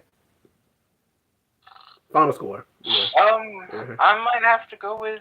I'm gonna go with the Patriots here. You made your case. I They mean, you stated a good case. yeah, they came out, they beat the Steelers, Mm-hmm. and you can argue like, oh, the Steelers don't have a great offense. Mm-hmm. But it's the defensive side is that I'm impressed about because you guys have a great defense, and Zappy put up some good numbers on you guys. I think he had like what 3 touchdowns on you guys. Yeah, And 21. then Yeah. they go Mm-hmm. and they play the Chiefs. Obviously they lost, but once again, Zappy goes in, he has a decent game, but Mahomes is just better. I can't say that about Russ. I cannot say that Russ is some phenomenal quarterback that's gonna, blow them out the water. So I give me the coaching in this. I think Belichick outcoaches Sean Payton. We saw Sean Payton have a meltdown last week on the sideline. Um, yeah, I think this is a formula for the Broncos to somehow blow their chances of making the playoffs. So yeah, give me the Patriots in this game. I'll say 23-20 over the Broncos. All right. Wise, who you got? Patriots, Broncos. Yeah, I got Denver in this game. Granted, I know that obviously Russ isn't like an elite kind of quarterback at this stage and point, but um, I think the New England is just not a talented team as it stands. They're just they're the bottom feeding teams right now, and they're effectively. I don't know. Belichick's not the type to tank, certainly, Mhm. but at this point, I mean, I just don't know what they're going to be putting out there at quarterback. I know Zappy has had has some promise, some showings, but he's not the future going forward. They're going to definitely draft a quarterback. Um, so at this point, Denver obviously has come back from a 4-4 start to the season. They obviously lost last week, looked Mhm. terrible against Detroit. I think they were kind of coming on a little bit. The weeks prior to that, I think right now they're going to need to kind of reestablish, and try to they're going to fight for that last wild card spot. This is a game that you have to win. You're at Denver. Mhm. This is a very, very beatable team. This is a team that's vying for the top spot in the draft. You need to take care of business. Sean Payton's going to have obviously the you know I won't say the edge to Sean Payton over Belichick at this point, but I think Belichick at this point, he hasn't looked like great this season when it comes to managing this team and coaching this team. People might even suggest that Belichick might get fired or might have to resign at the end of the season. It remains to be seen if he's going to still coach this team going into next season. So um, I think Belichick at this point, you can't kind of put him on the coaching edge anymore until things kind of change. He hasn't hit with any of the draft picks lately for this team, this roster, and everything like that. Yeah, I like Denver. Surprisingly, give me Denver to win this game. I'm going to say 21 to 18. All right. Next up, and I can make this one quick too. We got. Well, actually, you know what? This might be somewhat of a dogfight because these are two AFC West opponents. You got the Kansas City Chiefs at home against the Las Vegas Raiders. Now, if anybody would have Kansas City's number at their own home, it would be the Raiders. But I just don't know exactly what. I mean, the thing is, they dominated last week against a crappy, lackluster Chargers team. the one thing you don't want to do is let them hang around too long, especially if you're Kansas City and if you're Kansas City fighting for a playoff spot. That's one thing that you don't want to do.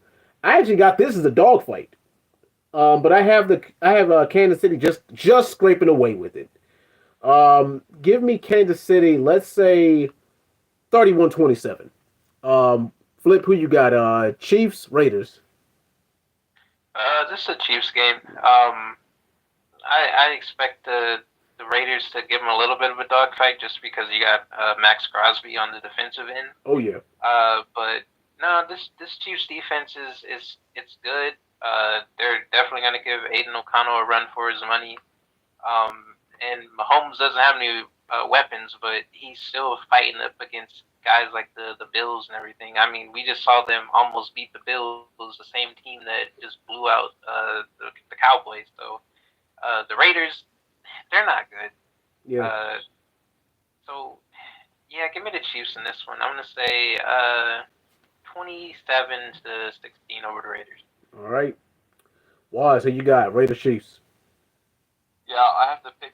I have to pick the Chiefs. Now, granted, this Chiefs team's a lot different. If Kelsey can't get going, if Kelsey can't like start being like the kind of elite top tight end that he's been, the last several years, if he's lost a step, if he's started to become a mid kind of player, Mm-hmm. this Chiefs offense and team is going to look a hell of a lot different. And Reed and Mahomes are going to kind of start getting exposed because I don't think I think they've leaned on guys like Tyreek in the past and Kelsey as of late to kind of make up for some deficiencies. But I think there's only so much that can be done with Mahomes and the rest of that receiving core. If Tony is not making a dumb boneheaded play at least once or twice a game,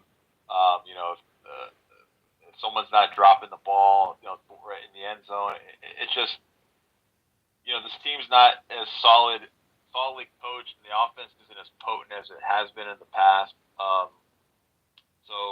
Granted, it should obviously, be in the playoffs, but it remains to be seen how far they're going to go. As it stands for this game, I like the Chiefs. I don't think the Raiders are going to be able to put up points like they did against this Chiefs defense, which is a little more solid. And they are obviously they are at home. Give me Kansas City to win this game. I'll say 27 to 20. All right. And next up, another Christmas Day game. You got NFC East matchup. You got the Philadelphia Eagles at home against the New York Giants. Looks like that whole Tommy DeVito thing was a flash in the pan. He's not playing next week. Daniel Jones is a wash, and we got Tyrod Taylor more than likely starting. They might be able to put up a couple of points on Philly, but then again, Philly dropped the game with the Seahawks last week, so I think this is the game where they come back with a vengeance, especially because it's a home game. I think they might have needed that loss to bring them back down to reality. And who's to say that we wouldn't see the Eagles and the Seahawks again in maybe the first round of the playoffs? If they don't get the first round bye, which I don't think they will. Who knows? But I mean, Philly's still solid. A lot of people, but the thing is, a lot of people are questioning whether or not are Philly frauds or not. I would say that you can't be 10-4 and be a fraud team, but then again, look at the 2020 Steelers. They started 11-0 and then end up being a first round exit. But I mean, still, they're nothing to sneeze at, and they're a top 3 team in the NFC for a reason. So going ahead and give me Philly on Christmas Day over the Giants. Let's say 30-17. Flip, who you got? Eagles, Giants. This is the start of the Eagles sweep. The Giants, yeah, they're not a good team. They haven't been a good team all year. Tommy DeVito did give us a little bit of entertainment. It was like Linsanity. Yeah. The Eagles should win this one pretty easily. They're done with their gauntlet. They've gone through all the teams that we didn't expect them to come out of this unscathed. Like we expected them to lose a few games in this run that they've had. I think it's been like a 7-8 game run of just teams that are gonna be playoff contenders. So Yeah, give me the Eagles in this one. I think they finish off their season pretty smoothly. So give me the Eagles in this. I'll say 27-13 over the Giants. All right. Waz, Eagles, Giants. Who you got? Yeah, the Eagles need a rebound. This is, they're on a tailspin right now, and what better team to kind of get served up to them on a platter than the New York Giants? I don't think there's too much to say. Eagles should win this game. If they lose this game, they're the fraudulent of all frauds. To be honest, Mm. if they want to go ahead and drop this game to the Giants, this is a no-brainer. Eagles should very well go ahead and win this game and cover the spread. Um, give me Philly to win this handily. I'm going to say 34-17. All right. And last of them not least, oh my goodness. A Super Bowl 47 rematch between the San Francisco 49ers and the Baltimore Ravens. Both of these guys are 11-3. And it wouldn't surprise me if we see a Super Bowl rematch later on down the line. Two offensive juggernauts. You got Lamar Jackson playing out of his mind. You got San Fran with Brock Purdy and all his weapons and artillery. These two teams are gonna light up the night sky. Hopefully Santa Claus made his list and checked it twice because there's gonna be a hell of a lot more than reindeer flying across that sky. So yeah, I don't know. This is a very hard one. It wouldn't surprise me if Baltimore won this game. Oh man, let me check the over under on this game first. Let me see who's favored. San Francisco's favored by 5.5. You want to take that bet? Yeah, I would. I think the only thing that scares me obviously is Lamar. Lamar.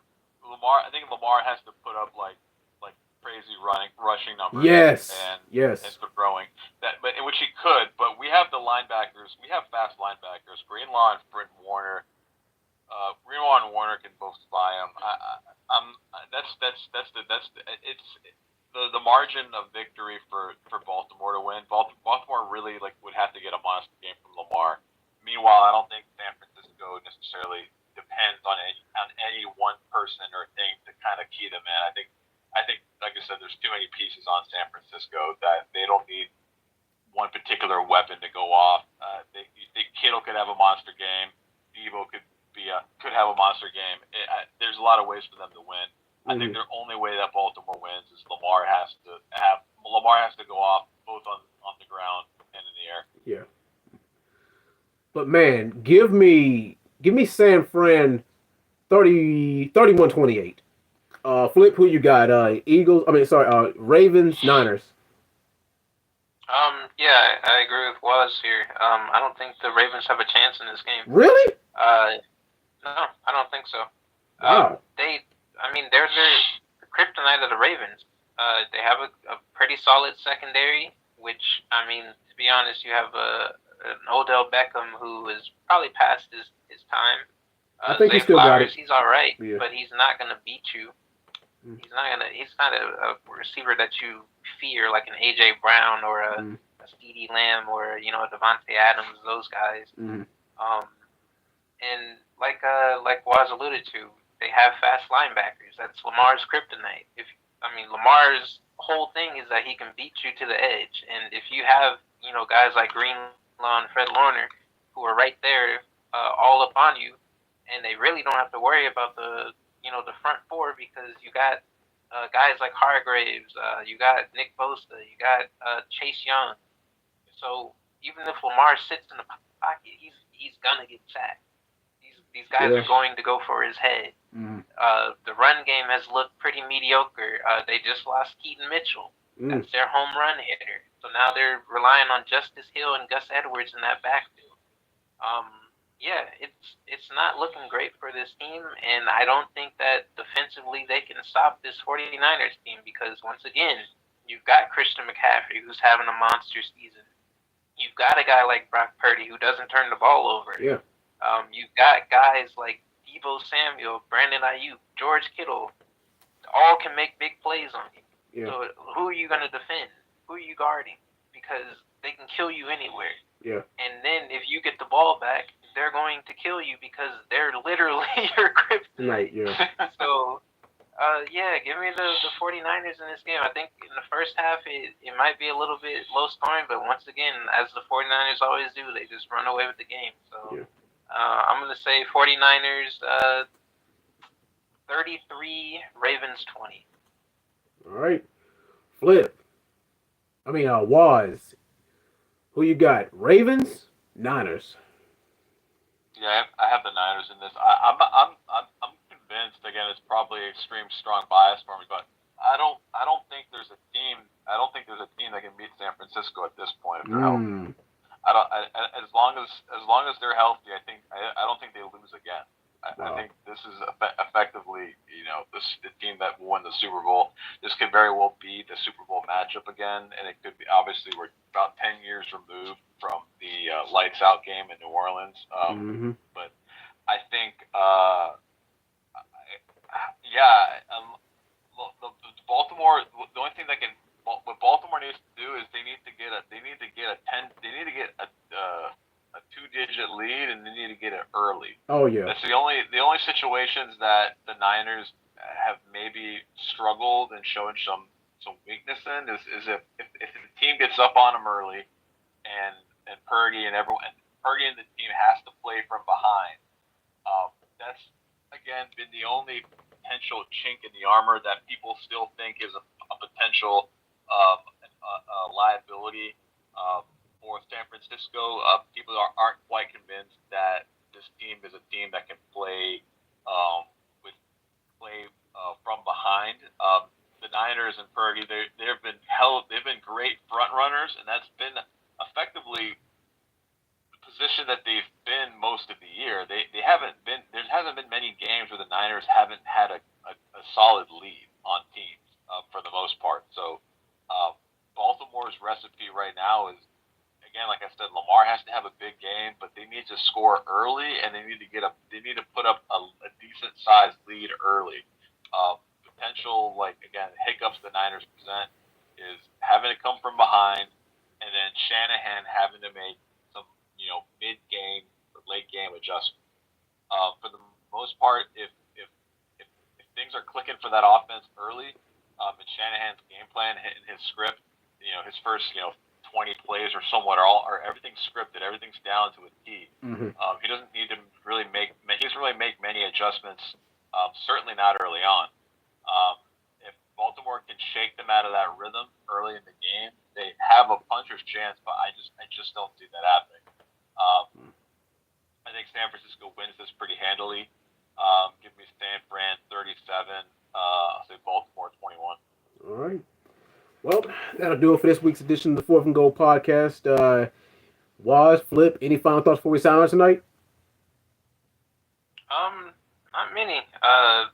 Good luck to everybody's team. Yeah. But I think it's going to be interesting watching the AFC more than the NFC in definitely. this playoff race.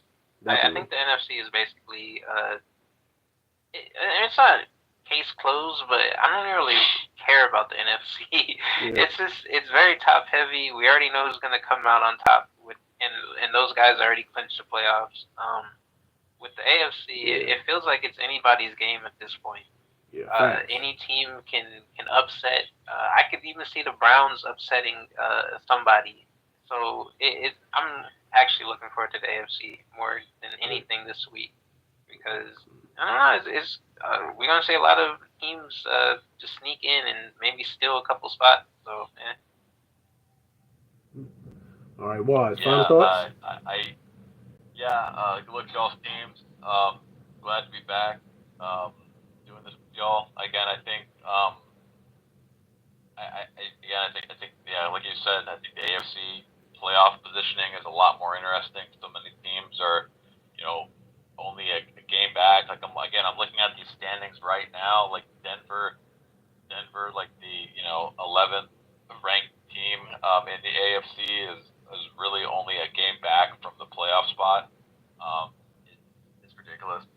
Even the Raiders, Chargers aren't even technically eliminated, but the Raiders are only 2 games back. It's a crapshoot in Yeah. that conference.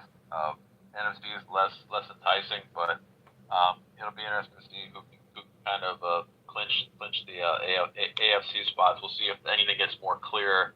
But I think we're not really going to have any definitive answers until after the last week. Yeah, definitely. Well, that'll do it for the Fourth and Goal podcast. This edition, ladies and gentlemen. Flip, Waz, thank you guys, and Merry Christmas to you guys also. But I will see you guys next week. Yeah, thanks for having us. Merry Christmas. All right, Merry Christmas, Happy Holidays. I'll see you guys next week. Peace out.